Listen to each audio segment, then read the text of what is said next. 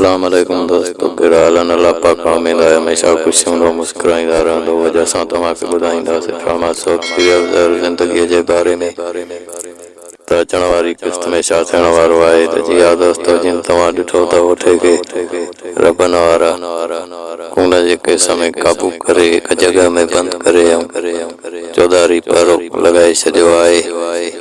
त जी हा दोस्तो, इहा करणी धरणी आहे। ओठे रबन जे भाउ राणे खे मारियो, अञा ताईं न पियो बासे, ऐं हाणे हुनखे बेगुनाह पराओ केस खून जो ॻिचीअ में उअई रबन विधो आहे। अञा दोस्तो ओठो हाणे जॾहिं कॾहिं पंहिंजे ई चालुनि में पाण फासी चुको आहे। हाणे ओठे जो कमु थींदो ख़तम ऐं बाक़ी रहियो कमाल खान।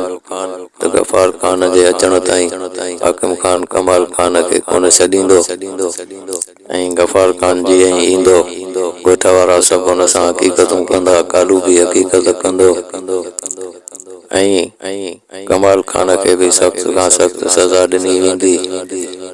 त जी हा दोस्तो, रिपोर्ट असांजी तव्हांखे कीअं लॻी? अगरि सुठी लॻी आहे त असांजे चैनल खे ज़रूरु सब्सक्राइब कयो